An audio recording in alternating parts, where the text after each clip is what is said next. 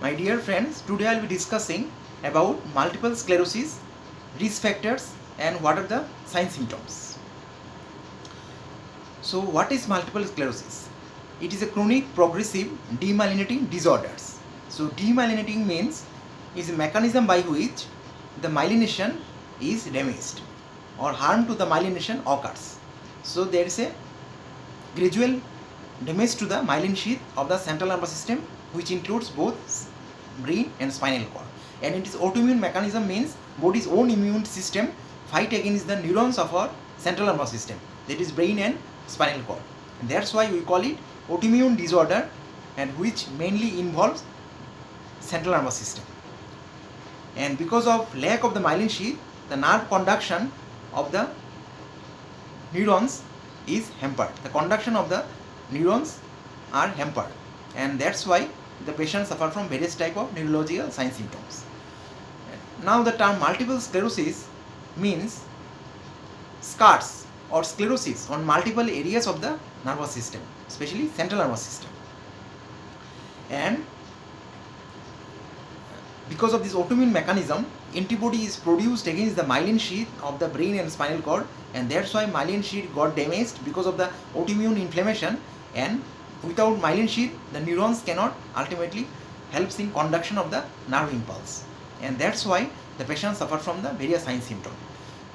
The patient may suffer from various sign symptoms like optic neuritis, double vision, vision loss, vision problem, muscle weakness, fatigue, pain, hyperesthesia, and so on.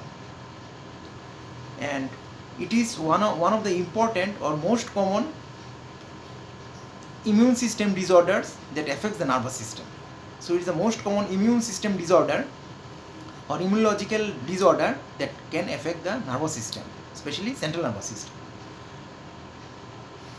And it has been found that this damage to the nervous system mainly affect the white matter.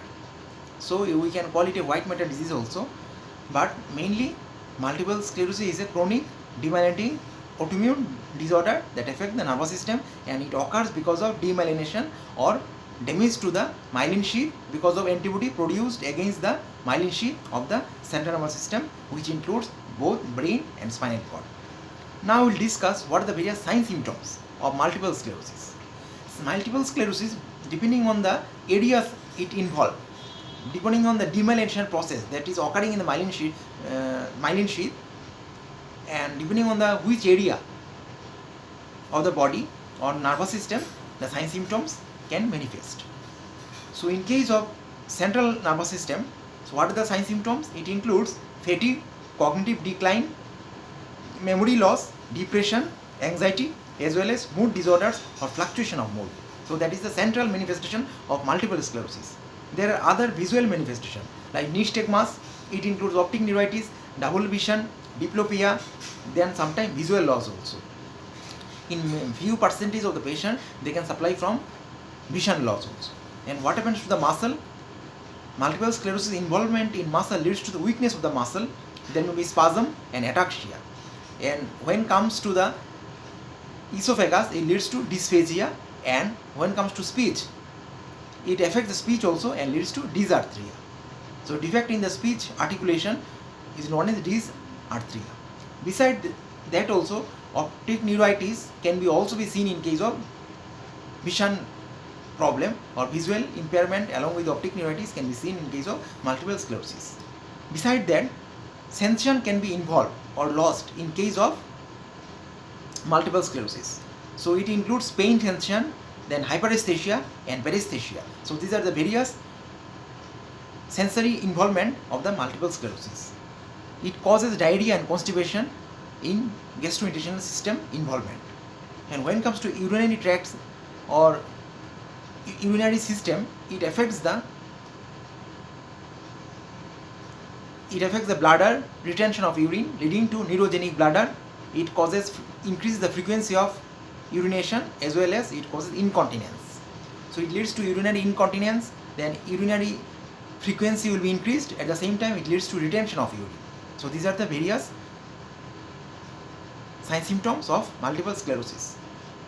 And overall, what are the some symptoms? It leads to blurred vision, it leads to muscle spasm, muscle weakness, fatigue, optic neuritis, double vision, diplopia, neurogenic bladder, depression, mood fluctuation. So these are the various sign symptoms. And one thing I want to tell you, that optic neuritis is one of the important clinical feature of multiple sclerosis, and it is specifically present in multiple sclerosis, so it helps in diagnosis of multiple sclerosis.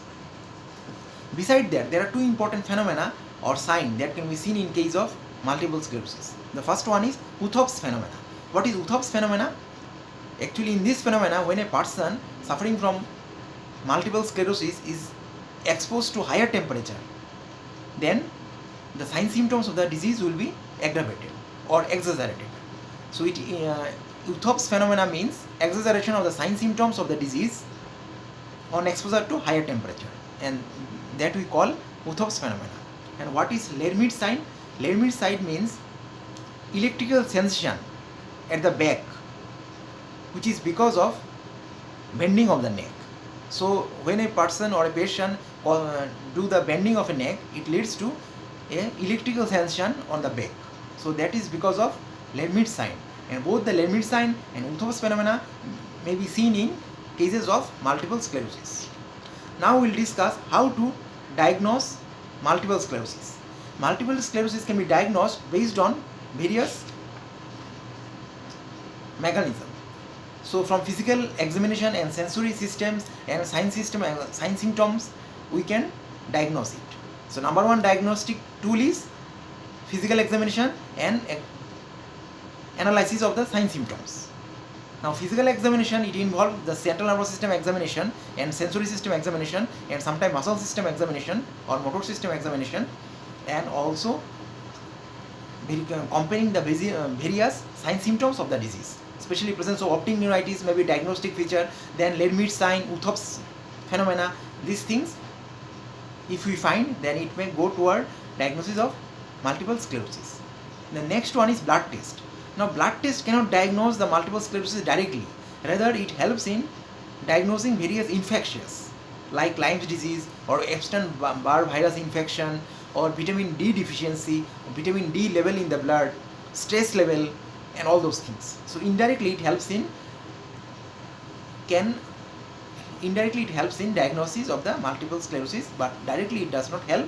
It can help in diagnosing various infection which can lead to multiple sclerosis, or vitamin D deficiency which may lead to multiple sclerosis in future. Next comes the MRI, that is magnetic resonance imaging, that is non-invasive, which depends on electromagnetic waves and does not cause any side effects in the human body. And this MRI is a diagnostic tool of choice in case of multiple sclerosis. So how or what we are going to see in MRI findings? We are going to see the evidence of demyelination in the brain and spinal cord. We are going to take the MRI of the brain as well as spinal cord, and here we are going to see whether any demyelination is present or not, or evidence of demyelination. So, and it also helps in to rule out other CNS complication. So MRI also helps in differential diagnosis and to rule out other neurological disease which may have similar features like multiple sclerosis. So MRI is the diagnostic tool of choice or test of choice in case of multiple sclerosis. Next comes the lumbar puncture. What is lumbar puncture? Here actually it is also known as spinal tap. Here the spinal cord at the level of L4, L5 is punctured with this lumbar puncture needle, and CSF is collected and the analysis of the CSF will be done. Or the analysis of the CSF in case of multiple sclerosis patients may show increase in IgG antibodies, autoantibodies in the CSF. At the same time, it may show oligoclonal bands of immunoglobulins, and at the same time, very high amount of or high count of WBC. So three important features you can see in case of a CSF of a multiple sclerosis patient. Number one is IgG, immunoglobulin G autoantibodies level is very much high in CSF. Increase in the oligoclonal bands of immunoglobulins in CSF of the multiple sclerosis patients, and very high count of WBC. So these are the important parameters that can be found to be elevated in case of multiple sclerosis CSF finding. And it has been found that 5 to 10% of the multiple sclerosis patient may not show any changes in the CSF or spinal tap. There is another important test to be done. We call it visual evoked potential or brainstem evoked potential. Sometimes we do to test the integrity of the pathway that is responsible for vision, optic pathway or auditory pathway. So if there is inflammation of the neurons of the central nervous system, then pathway may be hampered there also and leading to the defect in visual evoked potential as well as brainstem evoked potential. Especially in case of multiple sclerosis patient, they may suffer from optic neuritis, and visual evoked potential may also diagnose optic neuritis, which is important clinical feature in almost all the patients of multiple sclerosis. So visual evoked potential as well as sensory evoked potential and brainstem evoked potential or auditory evoked potential, these are important tests which can diagnose multiple sclerosis with confidence. But most important thing is that MRI is the diagnostic tool of choice in case of diagnosis of multiple sclerosis. That we should not forget. And in MRI finding, we are always going to focus on the demyelinating disorder or demyelination process that is going on in the brain and the spinal cord. Now let's come to the treatment. How we are going to treat multiple sclerosis. Actually, multiple sclerosis, there is no cure for multiple sclerosis, and treatment mainly prevents the progression of multiple sclerosis. And that's why there are some drugs like the interferons beta. Interferon beta plays an important role in prevention of and prognosis of, it prevents bad prognosis or progression of the multiple sclerosis. Interferon beta are two types, interferon beta 1a and interferon beta 1b, and it prevents the inflammatory changes in the neurons, and thus it prevents the progression of multiple sclerosis. Second one is glatiramar acetate.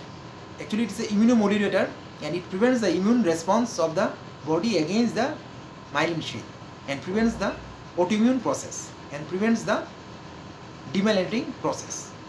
So glatiramar acetate can be an important immunomodulator drug which can prevent progression of multiple sclerosis. There is ocrelizumab. This is monoclonal antibody which also prevents the or blocks the antibody causing harm to the neuron and the myelin sheath of the neurons. So it is another important drug. These are also called disease modifying drugs and which prevents the progression of the disease. Besides that, there is natalizumab, which is also a monoclonal antibody. So these are all drugs. These are also called disease modifying drugs and which plays important role in treatment of multiple sclerosis. There are other treatment also like corticosteroid. Corticosteroid, all of you know, it suppresses the T cell and prevent the autoimmune process. So corticosteroid may be a treatment of choice or in initial stage because it prevents the inflammatory changes that is going to happen or that is going on against the myelin sheath, and thus it prevents the progression of the disease. Next one is prednisolone. So prednisolone is also a steroid. It also plays an important role in treatment of multiple sclerosis and prevents the progression of the disease.